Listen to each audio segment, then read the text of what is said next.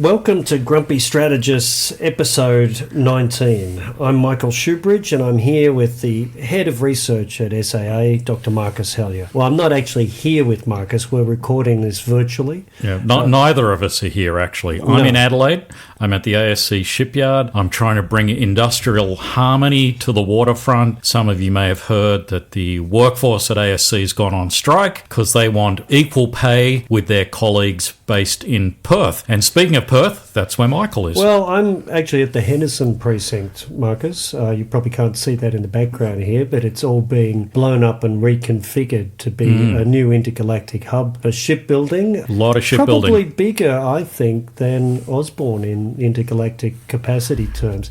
But I'm here hoping that you have success in that wages claim for the workers in Osborne. I think we'll get a good outcome. Because as soon as you do, the workers here at Henderson are going to go on strike to maintain our margins that are higher than yours. Well, that sounds reasonable. And if I succeed, I think you could do the same. Well, then I think I'll have to work with the Adelaide workforce to get parity again. Well, that's why these smart jobs are so important to the Australian community. But one thing that I do feel a bit crestfallen by is you and I did some great feng shui work down at Adelaide, and that was meant to create a whole lot of positive energy. Yeah. It looks like whatever we did, however good it was, it didn't create the harmony that the country needs. There is some bad energy at ASC at Osborne at the moment, but I think we can fix some of it. this bad energy could be resolved by a bit of clarity about what's happening with one of the big things they work on, the Collins submarine. So Collins, the life of type extension, it's so hot right now. We talked last episode about the crewing crisis that's already coming to the submarine workforce as Defence tries to simultaneously grow crews for the Virginia-class submarines and maintain crews for the Collins. But keeping the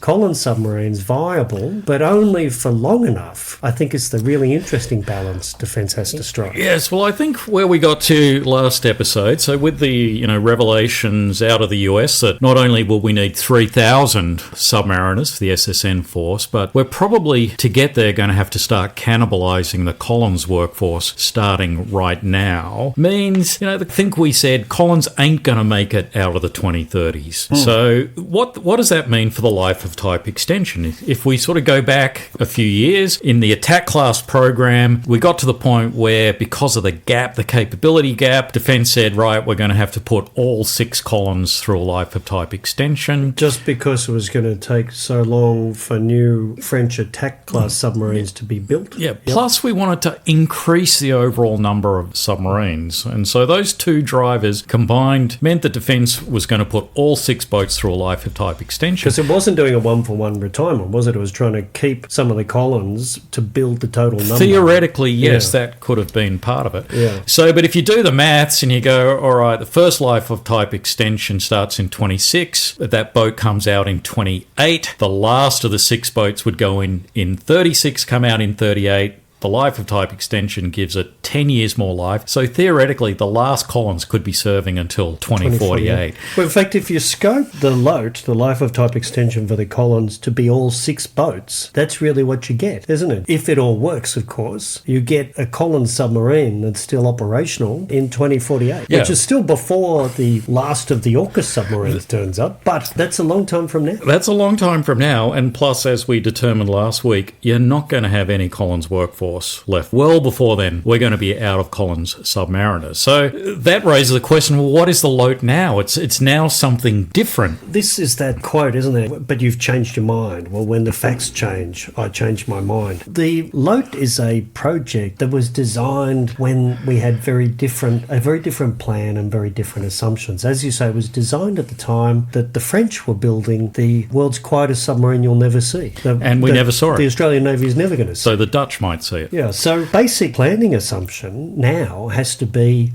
what's the timeline for the AUKUS submarine? And what's it doing to crewing and also workforce numbers to maintain submarines? Right, so we're going to start cannibalising Collins' workforce pretty soon. The other thing is what is driving the transition to the SSN force? And Admiral Meade has said a number of times, what he is trying to do is essentially to go nuclear as fast as possible. So no longer is the absolute number of boats the main goal. We're not necessarily trying to increase the number of boats. We're actually trying to go nuclear as soon as possible. So if Collins actually gets in the way of that by drawing a big competition for workforce, for industrial resources, you're going to get rid of Collins. So you're right. If it's a choice between I need to make the nuclear submarines and their supporting infrastructure work, or I need to keep Collins for a bit longer, you're going to choose the future. You're going to choose the future. So particularly when, by my count, we have 10 major pieces of industrial activity to do in that transition, including Collins upgrades, bringing online Virginia upgrades, starting construction of SSN AUKUS, doing the East Coast base,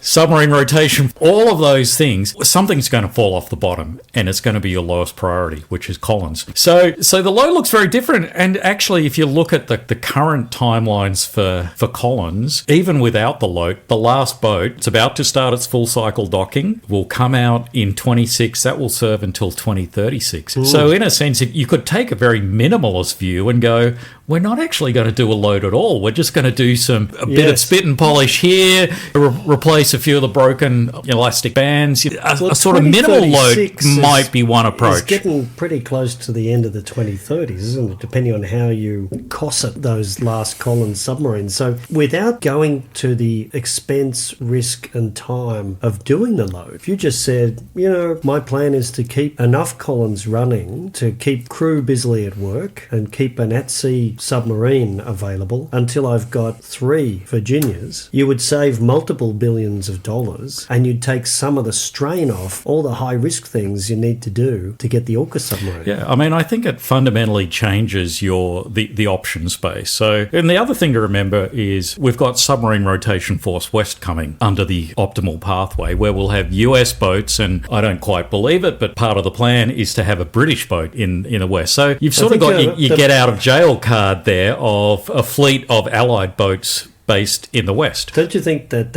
UK submarine, nuclear submarines are already very hard to spot, except when they're in port, but I think it'll be like an extremely rare bird sight to see an Astute class submarine docking at Stirling. It'll be one of those things where you'll have submarine watchers from around the world turning up to see this unheard of event every now and then. It'll be like Lake Eyre filling up and all those fabulous birds turning up there. Yes, I think it will be a rare sighting to have an Astute out here. But putting that aside, Submarine Rotation Force West is that kind of fallback, that safety net. So I think it fundamentally changes what you do in the load. So the sort of big load that we got to of replacing the main motors, the diesel generators, the electrical distribution systems, periscope with optronics. Yeah. Why would you do the cost of all of that? Why would you have the risk that you start doing this huge upgrade and it blows out from 2 years to 3 years to more? So if you're essentially not trying to get this thing out to the 2048, but it's just kind of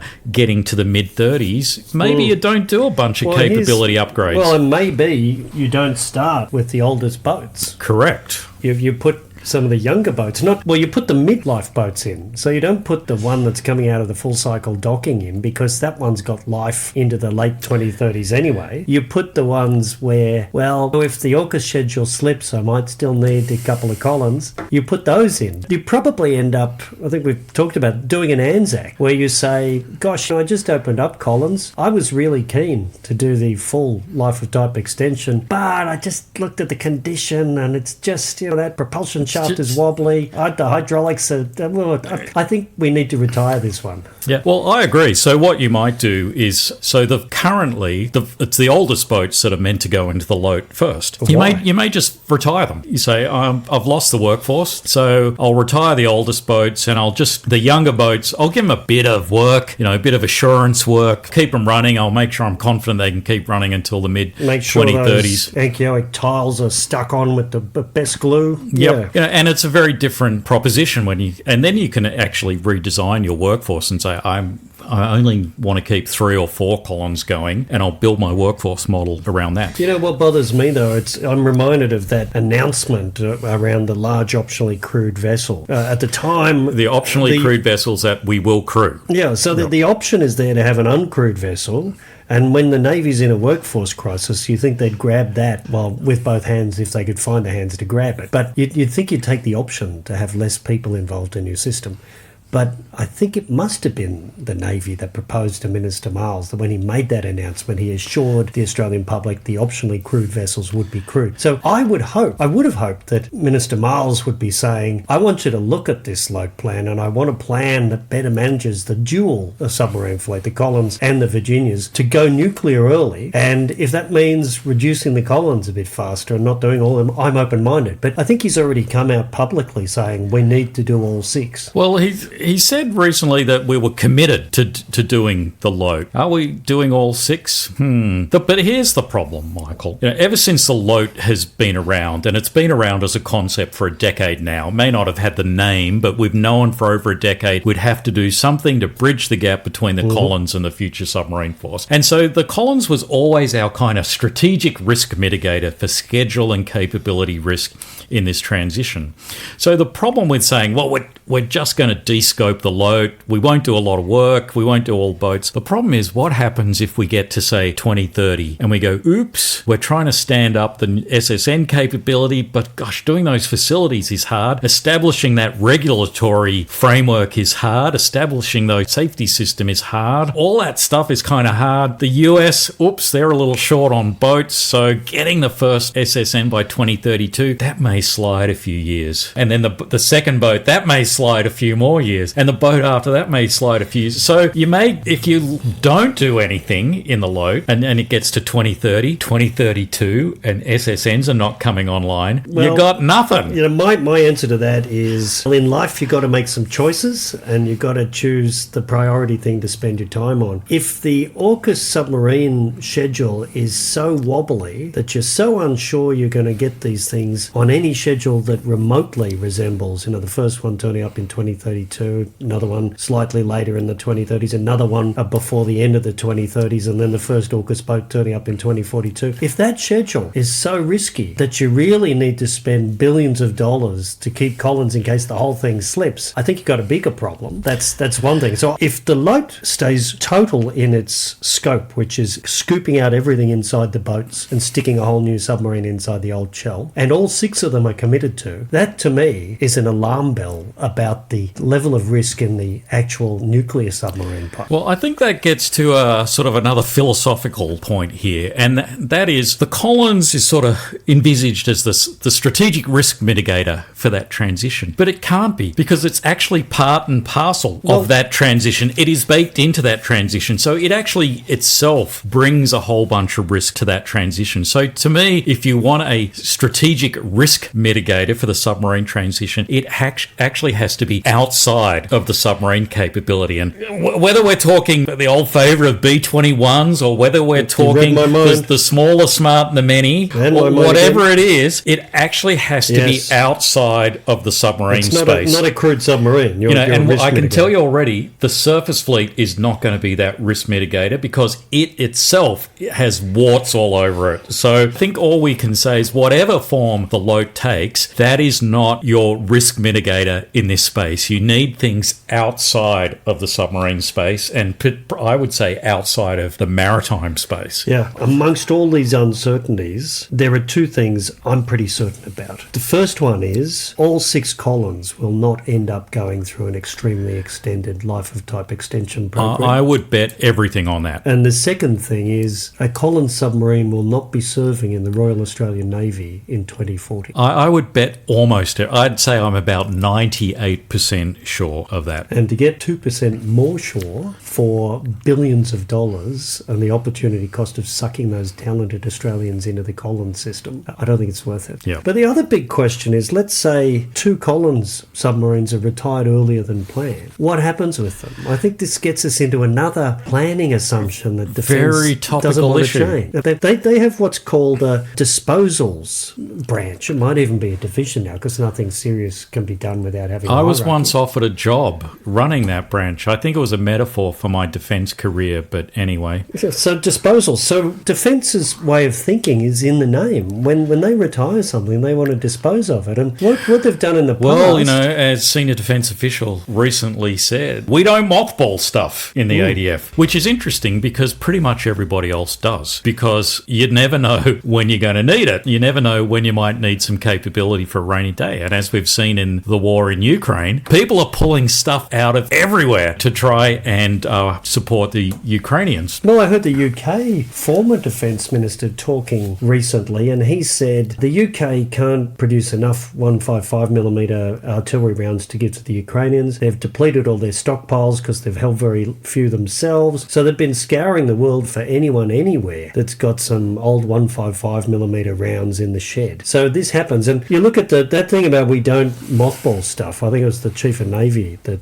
Australian Chief of Navy, that said that. Well, I think the Russians are pretty glad they've put stuff in all kinds of boneyards, sheds and fields. And Qantas seems to believe you can store stuff and get it back into service. They've been doing that with their giant A380s. During COVID, they whacked them in the desert in America, and they've been bringing them back into service. Not only did we not mothball our MRH-90 helicopters, we didn't even offer them to the Ukrainians. What we have done is strip them, and apparently we're going to chainsaw them and bury them in a hole. So the current approach Defence has to disposals, to when it retires stuff, is to think of disposing. So I think the word itself needs to change. Instead needs to be a strategic reserve and stockpiling mentality, or a do I have a friend in need, could still get some use out of this old set of running shoes I'm getting rid of. So instead of selling, sinking or cutting up and burying stuff, Defence needs to store or gift stuff. And this is very current. I'm not suggesting that if all 6 Collins submarines aren't put through a life of type extension, we should give 2 of them to the Ukrainians, because I think the Ukrainians are doing just fine without submarines. I think we should stick them in storage somewhere, tie them up somewhere, and if a world war comes along, we'll be very glad we have them. But we're going to be disposing of some M1 tanks and some Tiger attack helicopters, I believe. Both things that the Ukrainians would be very interested in, and since they are already operating M1 tanks, you would have thought that would be a no-brainer to actually gift or sell at mates rates to the Ukrainians. But the Australian government seems to have been a little cagey about saying what it would do. And when I look at all of this, it seems to me that the main thing that the government and Defence are worried about is the, quote, bad optics of seeing Russians getting killed by former Australian military equipment. I'm not sure I'd be particularly worried about that, but... I'm not sure there's a groundswell of outraged Australians ready to protest up at Parliament if an ex-Australian tank kills Russian soldiers who are trying to capture Kharkiv in Ukraine.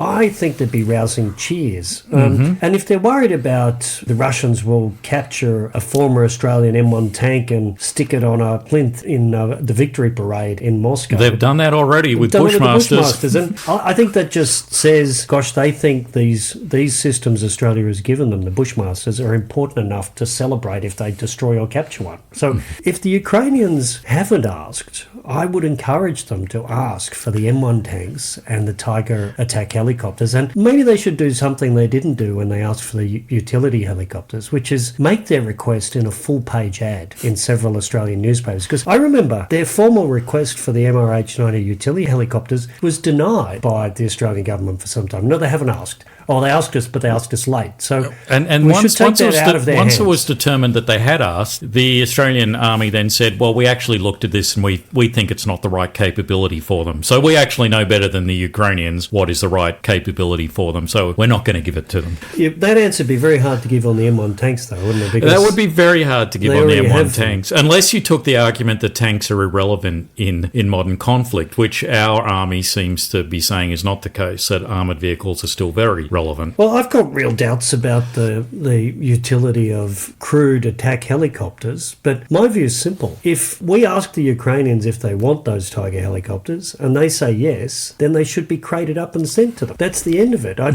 wouldn't be trying to double think or outguess the Ukrainians, and I might have a view about them, but if they tell me they want the Tigers, they should have them. The other role for retired Australian equipment is actually again, mothballing because we may need it. So we are pretty soon, I think, going to have former Royal Australian Navy ships piling up on the dock. So we've retired the first Anzac frigate. We retired a Minehunter Coastal as well. We're down to 3 Minehunter Coastals. We're down to 7 Anzac frigates. Another one is due to retire in a couple of years' time, and I suspect they will follow in rapid succession. However, we have no guarantees of when their replacements are going to arrive. At the moment, the first Hunter is meant to be delivered around 2032, be operational around 2034. That's 10 years away. Ooh. Meanwhile, we have this last desperate roll of the dice called the General Purpose Frigate Program, and I think you and I both agree there are no guarantees that that is going to deliver on the government's schedule of first one by 2029. So I would be keeping all of these things because we may need them. Well, the lesson is obvious, isn't it, out of the war in Ukraine? If you're in a war, you can't build stuff fast enough to keep your military in the fight. So if you've got old stuff and you can restore it to operational condition in a crisis, that's great. If you sunk your old stuff as dive wrecks, that's bad news. Pretty hard to get a dive wreck back in the fight. So we'll see if Defence is paying any attention to the words in the National Defence Strategy about our rapidly deteriorating security environment by whether they persist with disposal strategies for the Anzac ships, the mine hunters, the M1 tanks, and the Tiger attack helicopters. Yep. Now, thinking of retiring and old stuff, there's also something that's relevant to the veteran community, veteran military personnel and veteran public servants like us. Old public servants, whether in WA or South Australia. So, and that's the Safeguarding Australia's Military Secrets Law that is now in effect. The SAMS Act, yes. And very controversial. Who could be against safeguarding Australia's military secrets? We want to protect those secrets, so is this the right way to do it, Michael? Well, we've got to remember, why did this law get put in place? It got put in place because just a few years ago, there were newspaper reports that said Australian fast jet pilots out of our Air Force, after they'd retired, might be training Chinese military jet pilots. And the general reaction to that was a bad thing, that retired Air Force fighter pilots shouldn't be training the Chinese military to fly fighter jets. And the result is this extremely broad, far-reaching legislation that captures everybody who is in the military or the public service in defence. And if they want to work for any organisation that's a foreign government or attached to a foreign government that isn't a Five Eyes country, so UK, Canada, New Zealand, Australia, they need to apply for a permit from the Defence Department. Yep. And if they don't get a permit and they work for a foreign country, they can be put in jail for up to 20 years. So, yes, it also would cover us. Yes. It would cover us. So I'm taking a personal interest in it because I don't really want to go to jail for 20 years. Let's say a Korean company like Hanwha approached you and said, hey, we've got some work we're doing with the South Korean government. Presumably you'd be captured by this permit. You need to apply for a permit. And this is the problem. I'll bottom line up front. I think this is about the worst legislation I've ever seen because I cannot understand how it is meant to work. I have been following it. I've read the explanatory memorandum. I've gone to the Defence website that explains it. I've actually attended an online information session with senior Defence leaders who are meant to be explaining how this is going to work. I still don't understand how this is going to work. So let's take Thales. So a French company with a very large presence in Australia, a lot of Australian employees doing really good work. Is this one of those foreign-controlled entities? Yes, I think it is. So does that mean that everybody who works Australian, former military or defence APS person who works for Thales now has to apply for a permit to work for Thales? I think so, unless they want to go to jail. If Defence at some time, future time, looks back on what they were doing and says, well, actually, I didn't want you doing that. I didn't know that Thales were going to be selling that to the Poles. I've had a falling out with the Poles since then. You, my friend, didn't get a permit, so you're going to jail. Straight to jail, do not pass go. Yeah, well, so let's take Rheinmetall. So Rheinmetall Australia is making 100 Boxer armoured vehicles for the German military. So does that mean anybody working for Rheinmetall Australia who's involved in making Boxers now has to apply for a permit? Well, I don't know, but I would say, I read some of the stuff on the Defence website about this and the explanatory memorandum, and I'm none the wiser either. And I used to work in the area of defence that issued export controls, so I have kind of delved into some of this detail, but it's very hard to tell what this new law does.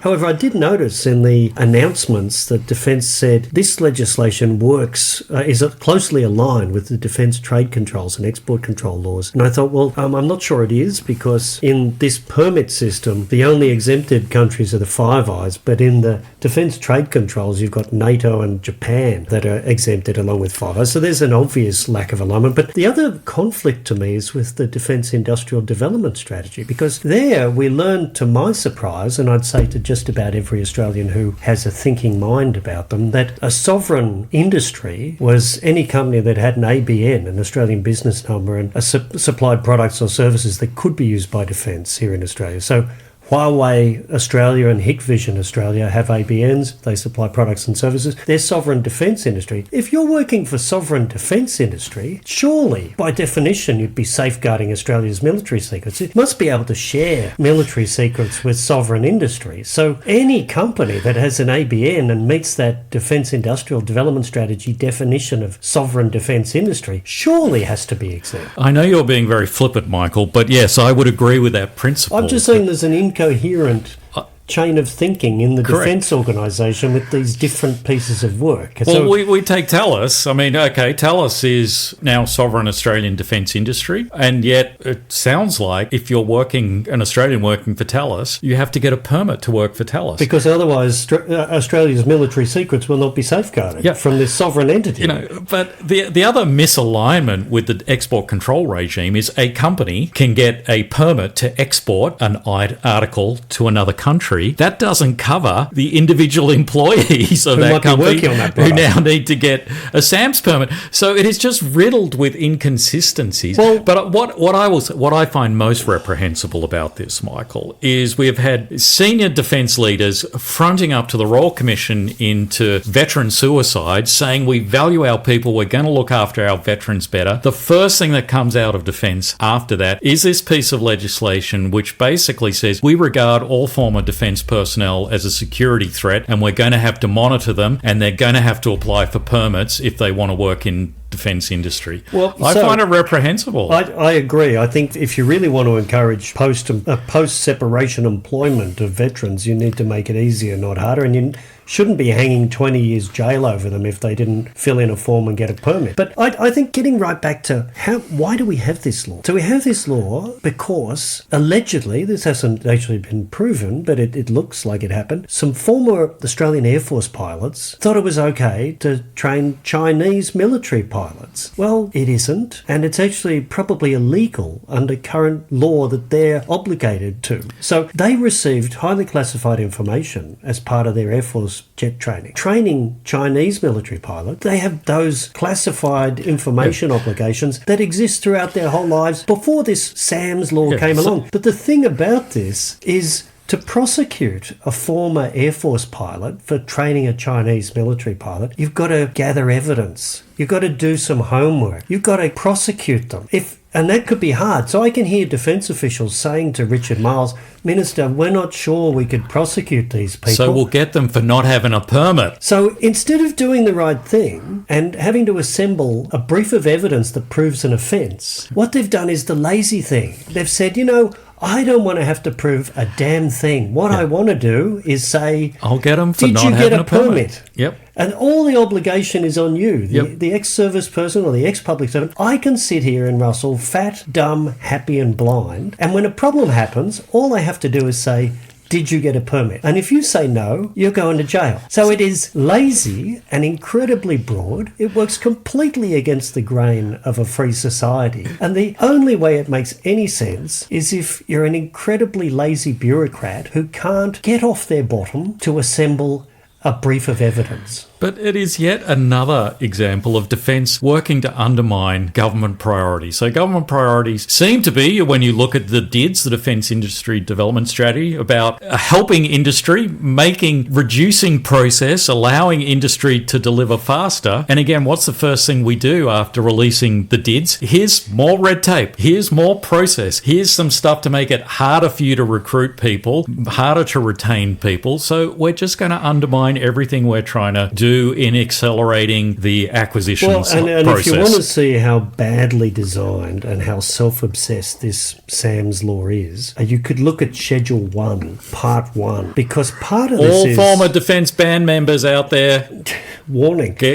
Apply for a permit. So there's so much intricate stuff in this. So you've got to know which job family you might have been in defence, in the military or the public service, to then know how long you might need to apply for a permit for. Because if you've done a particular job family job, you might only need to get a permit for a year or more. I'm not sure how the or more bit is. No, the years are how long you've been out of defence for. So in some job families, if you've been out of defence for less than a year, you got to apply for a permit. In some other very closely related job families, it's 5 years. Yeah. And for others, it's 10 years. So you've got to pick exactly which job family you are in, because fine differences but if you get it can wrong, make a 20-year if you're years doing in jail difference. Customer service and you think that your job family is administration and customer service, but it was a printing and publishing function in the administration and corporate support job family, customer service job family, then it's only 1 year or more after you leave defence. I do, however, find it quite remarkable that even if you were a printer, you worked on the defence switchboard, you're in the defence band, you still have to apply for a permit. The period may only be a year that you are covered by this for, but we are making people like that apply for a permit. Are you serious? And if you've done stakeholder management in the corporate support job family, it's 5 years or more after you leave defence. So just the internal intricacy of the definitions, which again are just all means they're completely going to invisible. find a way to get you. This is all about finding a way to get you. You will have committed a crime, because you may have thought you're in one job family where you didn't need to apply for a permit after a certain period of time, but you find out that you're actually in another job family. Yeah, and my understanding is when you apply for a permit, it is not for you for every piece of work you do. You need to apply for each piece of work. So again, you're going, I work for Thales and I've done some work over here for this customer overseas, and I've done some work over here for this customer, and I'm just doing some general research in the middle, and I don't know how that's going to be used. I need to apply for a permit for all of those activities. So if you're doing work, I don't know which bureaucracy defence is setting up to manage all of these applications for permits. Well, the thing we haven't talked about underneath this is what's the underwater part of the duck for issuing these permits? So who's making what decision on what grounds? Yeah. Either they're just going through a ticker box thing and saying, well, that's Japan, that's okay, that's NATO, that's okay. I don't know why we didn't put them in the original list. That's one way, but then it's a pretty empty permit system. Or they're doing some really deep dive about, Marcus Hellier, let me dig out his career, let me look at the information he had in his possession, let me see his security track record, let me look at his psychological assessments. Don't look at my psychological assessments, don't go there. To do this well, you've got to bring a whole lot of extra information to it that I'm confident, even though Defence has enough information on me to clone me, they don't know where it is. And so I doubt they can do a deep dive. So I just think the whole process for this legislation I don't know how is it's meant to flawed work. So as its original conception. So is a bureaucrat in defence meant to look at all of my historical information, look at, they want to work for Thales on sonar, and somehow put those two together and go, no, too high a risk? Really? Well, the other thing it tells me is all those obligations that I have about protecting classified information must be meaningless. Because as soon as someone breaks them and trains a Chinese fighter pilot, they can't be prosecuted. So whatever security obligations people thought they had apparently was so broken that they needed this incredibly overreaching, badly designed legal instrument. I'll just repeat what I said. To me, this is the worst legislation I've ever seen. I have no idea how it's meant to work. And I will say that after sitting through a briefing with senior defence leaders, they have no idea either. Well, you get that refuge of the scoundrel problem where they say, but if no one's doing anything wrong, they have got nothing to worry about. Body searches for everybody. So the worst thing is this vision of defence bureaucrats making decisions about what people can and can't do on wholly spurious concerns and very poor information. And I think that is the law we now have on the books. Well, that's the other thing, Michael, is this law has now passed, and so there is a very narrow window now for people to apply for their SAMS permits. Because this is reality now, and yet Defence doesn't even know how it's meant to work. If Defence was spending more time increasing Australia's military power quickly, I'd be happy. Instead, the way they're spending their time is likely to disable I agree. Australian industry's ability to cooperate with key partners internationally. And I just do not know why that's stacked up as a priority. Yet another example of Defence creating more process and bureaucracy to actually undermine good outcomes in the defence sector. But frankly, the Parliament has let us all down here too, because this thing should not have withstood first contact with parliamentary scrutiny. Well, again, it's that thing. Nobody wants to be seen as soft on defence and soft on security. So nobody in the Parliament's asking hard questions about, is this actually a good piece of legislation? Well, and I noticed they weren't offering themselves up and their advisors to be caught by this, were they? So yes, good catch there, Michael. The scope of this is APS, so public servants employed in defence and military personnel in defence, consultancies. No, consultants, contractors who did the exact same job as that public servant, sitting in desk right next to them doing the same job. They're not covered. They're doing line jobs. Intelligence agency personnel not covered, nor are ministers or their staffers, who may have seen the most exquisitely classified cabinet submissions. And a lot of former ministers and advisors have a strong track record of working for various foreign entities. Surely not, Michael. Surely not. Again, just a basic design flaw in safeguarding our military secrets is it doesn't capture a whole bunch of people who appear to have proclivities to work for foreign governments and organisations who have those military secrets. So this thing just does not pass the go test. All right, well, we are out of time. I've got to get to a banquet with various maritime trade employees here in Henderson. We've got our log of claims ready to go based on you succeeding in Osborne. Yep. So you get back to it and get, what are you after, 25%, 40% increase? Well, we're starting at 60 and they might bargain us down to 40, I think. All right, well, what price security, Marcus? Yep. Good luck.